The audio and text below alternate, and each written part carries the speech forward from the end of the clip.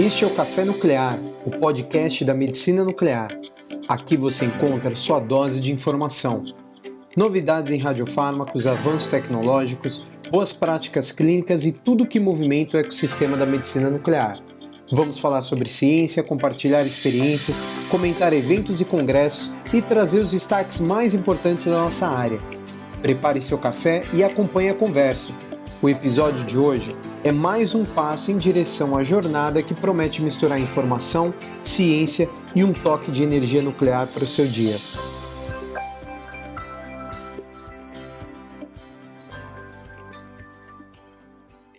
Olá, bem-vindos a mais uma análise detalhada. No nosso último encontro, a gente deu uma olhada em como as imagens PET-CT são formadas, né? Aquela união do funcional com o anatômico. Isso, foi bem interessante explorar essa base. Exato. E hoje, a gente vai mergulhar nos desafios para conseguir aquela imagem perfeita. Vamos focar nos artefatos, sabe? Principalmente os de movimento. Ah, um ponto crucial. O movimento é um complicador. Justamente. E vamos ver as estratégias para lidar com isso, tipo o gatilhamento respiratório e também uma tecnologia bem diferente, que é a aquisição com movimento contínuo da mesa. O CTM Flow Motion, né? Isso. Para essa nossa conversa, a gente tem aqui alguns artigos sobre artefatos, correção, dados técnicos de equipamentos, inclusive material do fabricante sobre o Flow Motion e também estudos que validaram a performance dele. Bom material para a gente analisar. A ideia é entender como esses artefatos realmente impactam o diagnóstico, né? Como funciona o gatilhamento na prática, quais as vantagens desse movimento contínuo e, claro, como a inteligência artificial está entrando nisso tudo. Perfeito. Um panorama bem completo. Vamos começar pelo básico, então. O PET-CT, como a gente já viu, foi uma revolução. Função mais anatomia. E tem as correções, né? Atenuação, espalhamento. Isso melhora muito a acurácia. Fundamental. Especialmente a correção de atenuação que usa o mapa do CT. E em oncologia, por exemplo, aquela quantificação, o SUV, o Standardized Uptake Value, é super importante para ver a agressividade do tumor, resposta ao tratamento. Precisa ser confiável. Exato. A precisão quantitativa é chave. Só que aí, nem tudo são flores, né? Entram em cena os artefatos. Pois é. Os artefatos são tipo assim, fantasmas na imagem. Distorções que não estão lá de verdade e podem atrapalhar muito a interpretação. E qual o principal vilão? Olha, um dos mais comuns e talvez o mais problemático é o desalinhamento entre a imagem PET e a imagem CT. E a causa principal disso? Movimento. Mesmo a gente pedindo para o paciente ficar quietinho? Exato. Tem um movimento voluntário, mas o pior é o involuntário. Respiração, batimento cardíaco. Isso no tórax e abdômen é um desafio enorme. Porque o PET demora, né? Adquire dados por minutos em cada posição. E o CT é rapidão, quase instantâneo. Às vezes numa apneia rápida. Justamente. Aí que mora o problema. O paciente respira entre a aquisição rápida do CT e a aquisição lenta do PET. O pulmão, o fígado, eles não estão exatamente no mesmo lugar. E o CT é que gera o mapa para corrigir o PET? Exatamente. Se o mapa de atenuação do CT não corresponde à posição real dos órgãos durante a aquisição PET, a correção fica errada.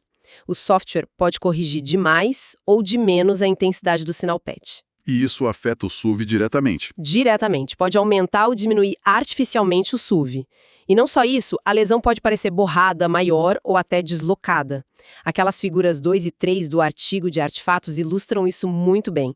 Um errinho de alinhamento pode levar a um diagnóstico errado. Nossa, é um efeito cascata, então. O desalinhamento por movimento respiratório é crítico, mas só para a gente ter o quadro completo, existem outros tipos de artefatos também, né? Mesmo que não seja um foco hoje. Sim, sim. Rapidinho vale mencionar. Por exemplo, o contraste iodado do CT. Ah, o contraste.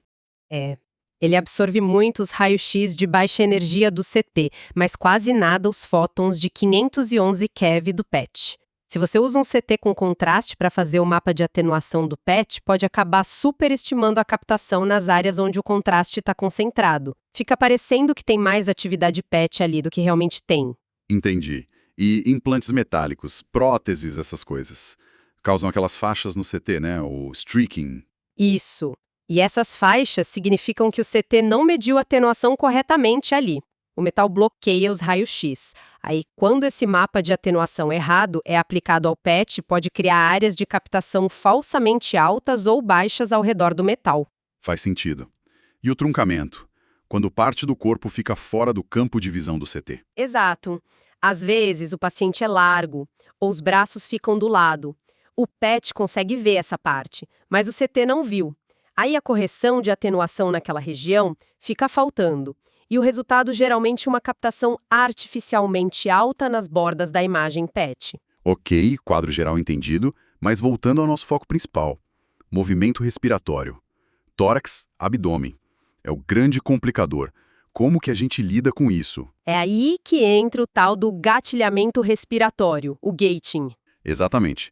O respiratory gating é a técnica padrão para tentar minimizar esse borrão causado pela respiração. É super útil para câncer de pulmão, lesões no fígado, lugares onde o órgão pode se mover bastante, até centímetros. E qual a ideia básica? Como funciona? A ideia central é sincronizar a aquisição dos dados PET com o ciclo respiratório. Em vez de fazer uma média de todo o movimento, a gente tenta pegar os dados que correspondem a uma fase específica da respiração.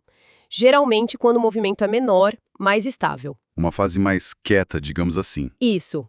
Tentar congelar o movimento naquela fase. E como é feita essa sincronização na prática? Precisa de algum aparelho extra? Tradicionalmente, sim. A abordagem mais clássica usa sensores externos. Pode ser uma câmera que rastreia um bloquinho refletor no tórax do paciente, ou um cinto com um sensor de pressão que mede a expansão torácica, ou até um espirômetro. Que mede o fluxo de ar. Exato. Esse sinal externo, que representa o ciclo respiratório, é usado para organizar os dados brutos do PET, que a gente chama de list mode. Esses dados são como uma lista de todos os eventos detectados. Aí eles são separados em gavetas, ou bins, cada uma correspondendo a uma fase do ciclo respiratório. Entendi. E como se organiza essas gavetas? Tem basicamente duas formas principais. Uma é baseada em fase, divide o ciclo respiratório completo, tipo em 10 intervalos iguais, 10 fases. Outra é baseada em amplitude. Seleciona só os dados que aconteceram quando o tórax estava numa posição específica, numa faixa de amplitude. E qual a vantagem da amplitude? A ideia é selecionar a fase onde o movimento é mínimo, que geralmente é perto do final da expiração. É um período mais estável. Técnicas como QPG, Quiescent Period Gating, ou ORG, Optimal Respiratory Gating, tentam otimizar essa seleção por amplitude. O desafio é achar o ponto ideal, congelar bem o movimento, mas ainda ter dados suficientes para formar uma imagem com pouco ruído. É um trade-off. Faz sentido focar na fase mais estável, mas usar esses sensores externos parece que pode ter suas desvantagens, né? Complica um pouco o exame. Sim, tem limitações. Precisa do hardware extra, precisa calibrar. Isso pode deixar o fluxo de trabalho um pouco mais complexo, mais demorado. E tem outra questão.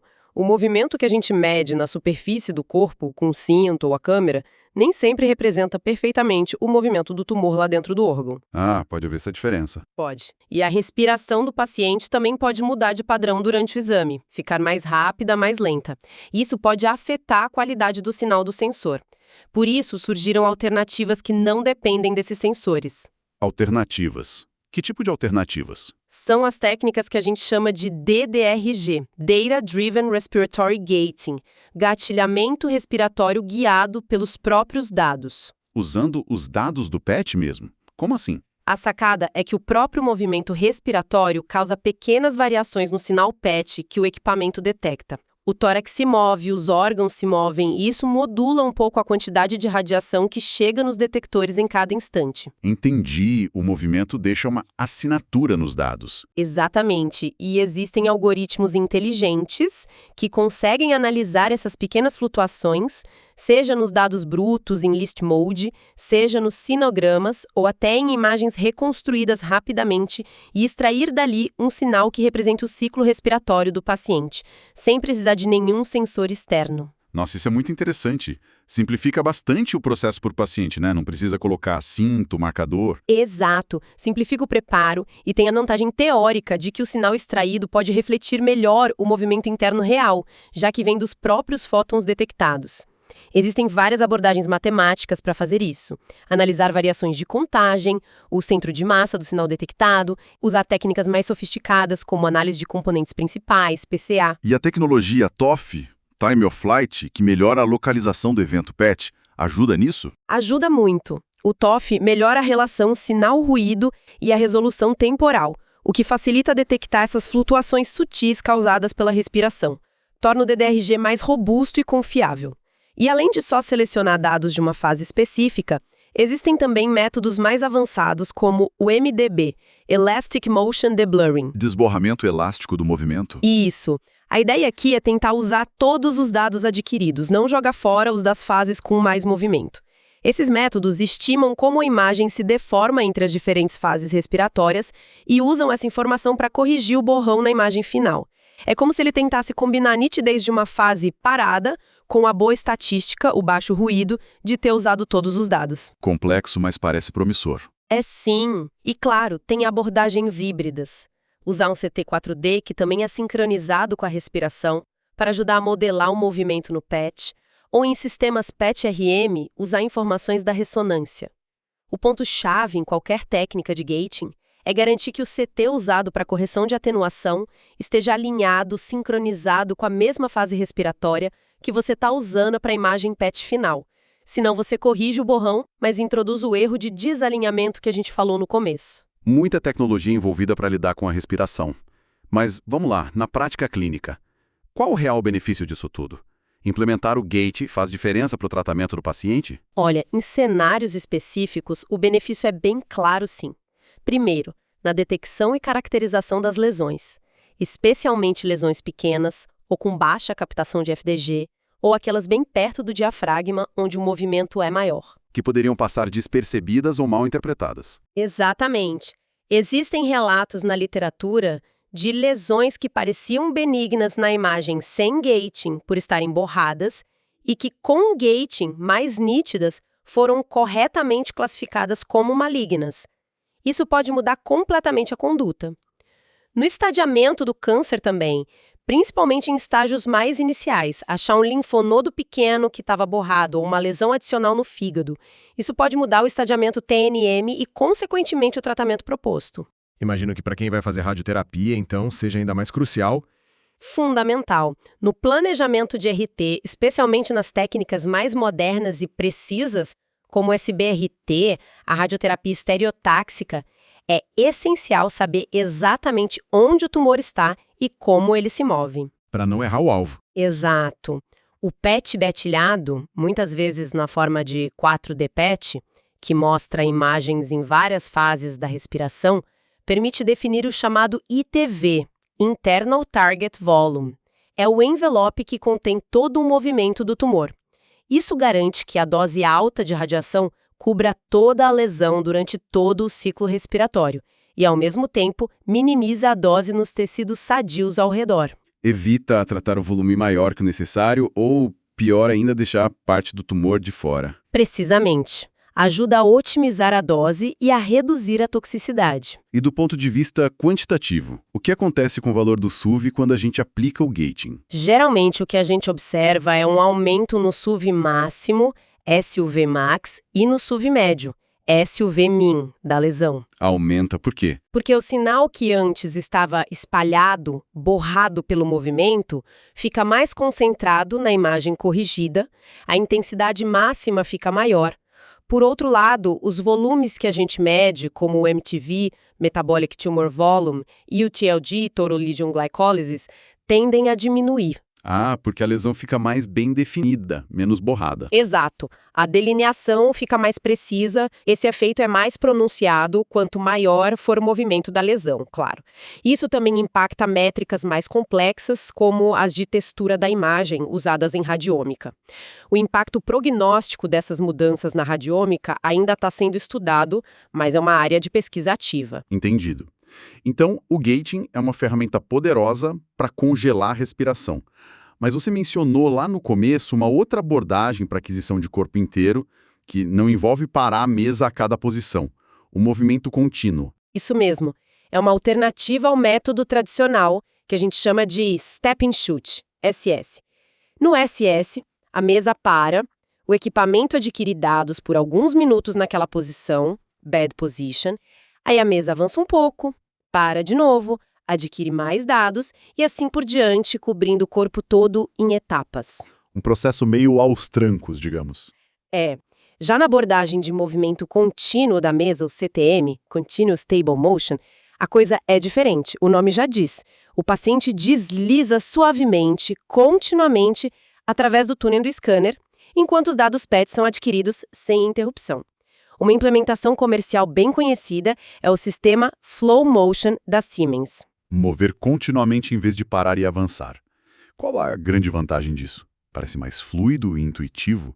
A principal vantagem teórica, que já era discutida lá nos anos 90, é obter um perfil de sensibilidade axial mais uniforme ao longo do paciente. Sensibilidade axial uniforme.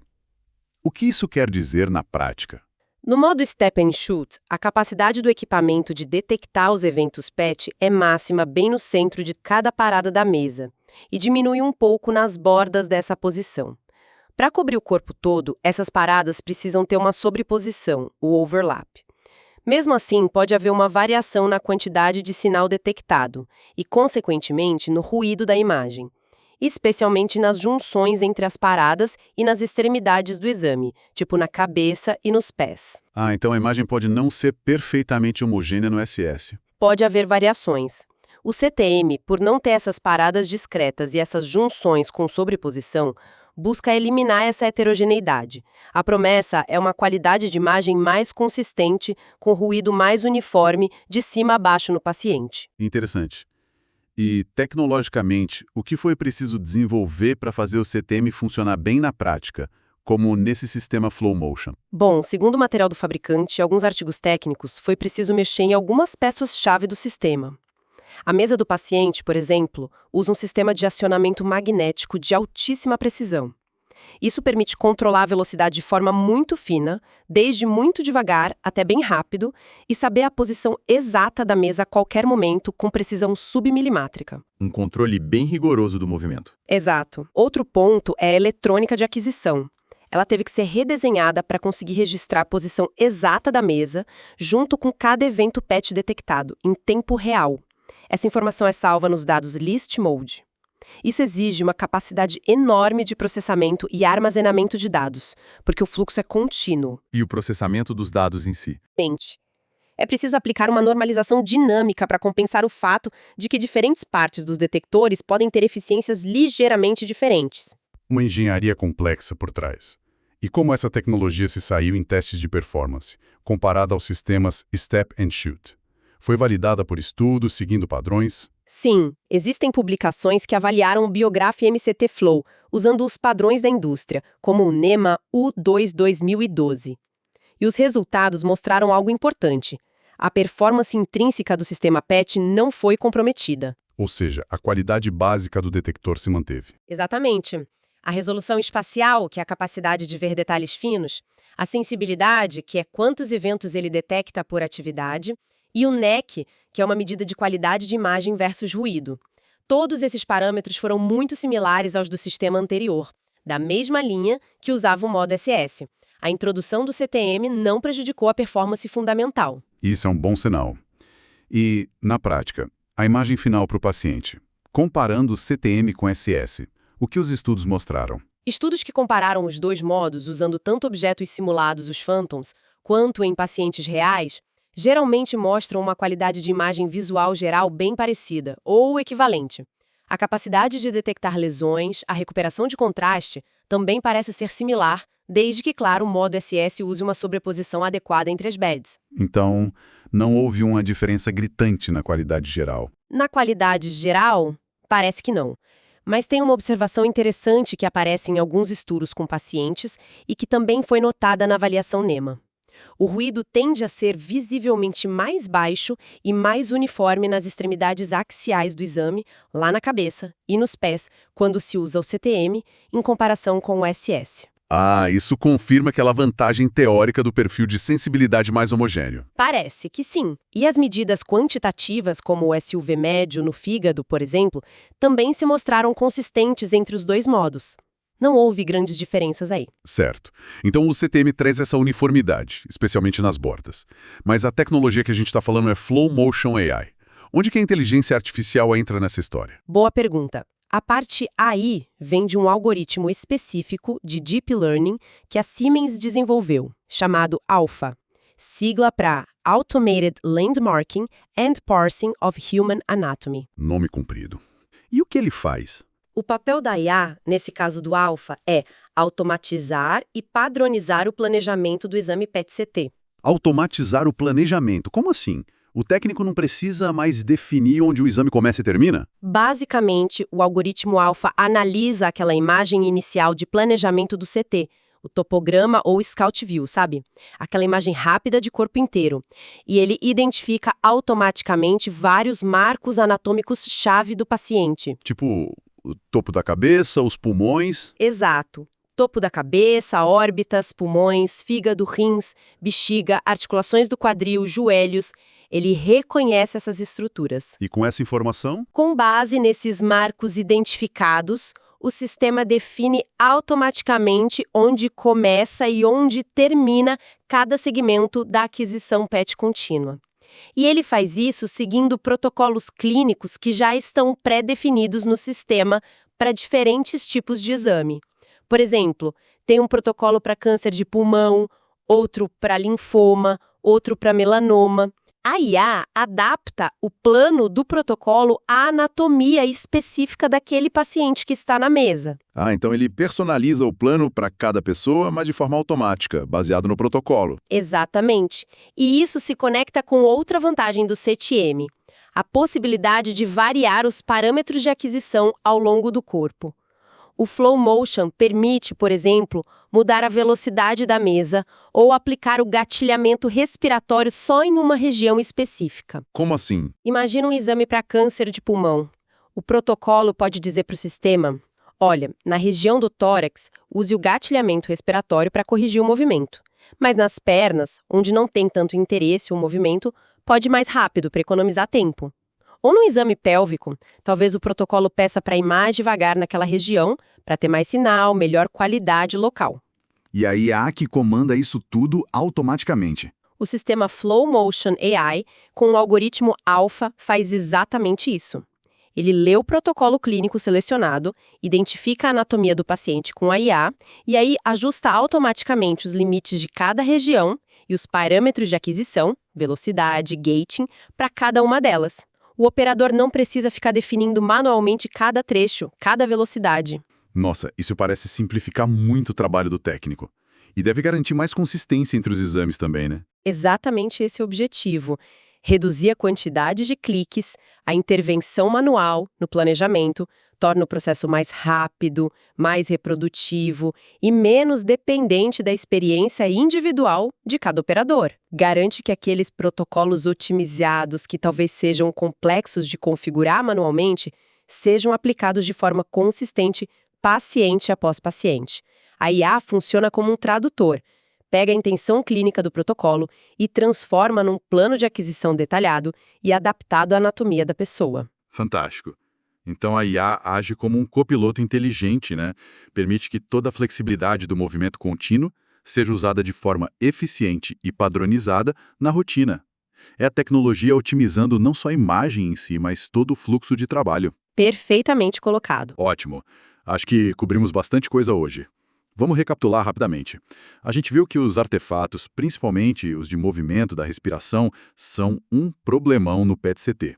Eles afetam a qualidade da imagem e também a quantificação, o SUV. Sim, esse foi um ponto central. Vimos que o gatilhamento respiratório, seja com os sensores externos ou usando os próprios dados do PET e o DDRG, é uma ferramenta-chave para minimizar esse problema, apesar das suas complexidades. Essencial em muitos casos. Aí, exploramos o movimento contínuo da mesa, o CTM, como na tecnologia Flow Motion.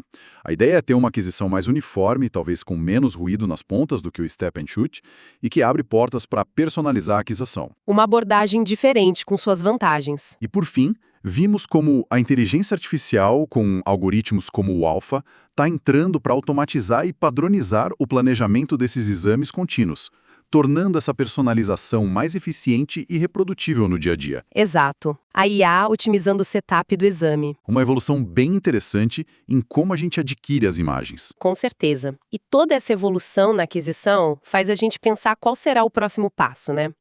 Se a IA já ajuda a planejar e tecnologias como o CTM otimizam a coleta dos dados brutos, onde que a gente pode melhorar ainda mais para extrair informação útil dessas imagens PET-CT? Boa pergunta. onde estaria o próximo gargalo? Talvez, e isso é só uma reflexão, o foco se desloque ainda mais da aquisição em si para o pós-processamento e interpretação. Quem sabe no futuro a gente tem algoritmos de IA ainda mais sofisticados. Que tipo de algoritmos? Algoritmos que não só achem lesões ou meçam o SUV, mas que analisem padrões de textura muito sutis na imagem, o que chamam de radiômica avançada, que consigam correlacionar a captação com a localização anatômica super precisa. E talvez, o mais interessante, que integrem essa informação da imagem com outras fontes de dados do paciente. Outras fontes, como o quê? Dados genômicos do tumor, por exemplo, histórico clínico detalhado, resposta a tratamentos anteriores, integrar tudo isso para dar um diagnóstico e um prognóstico muito mais personalizado, muito mais preditivo do que a gente consegue hoje. A mesma IA que hoje ajuda a configurar o scanner, amanhã pode ajudar a decifrar a biologia complexa por trás daquela imagem luminosa. Uma visão realmente fascinante do futuro. A tecnologia ajudando não só a ver melhor, mas a entender mais profundamente a doença. Muito obrigado por nos guiar nessa análise técnica hoje, foi excelente. Eu que agradeço a oportunidade da conversa. E a todos que nos acompanharam, obrigado pela atenção. Esperamos que tenham achado útil essa nossa exploração. Até a próxima. Você acompanhou mais um episódio do Café Nuclear. Esperamos que este conteúdo tenha trazido sua dose de informação sobre o universo da medicina nuclear. Gostou do episódio? Deixe sua opinião, participe da discussão nos comentários e compartilhe suas ideias. Queremos ouvir suas sugestões de novos temas e pontos que você considera importantes para os próximos episódios. O Café Nuclear é feito para você e com você. Um espaço aberto para construir conhecimento em conjunto. Até a próxima xícara de ciência aqui no Café Nuclear.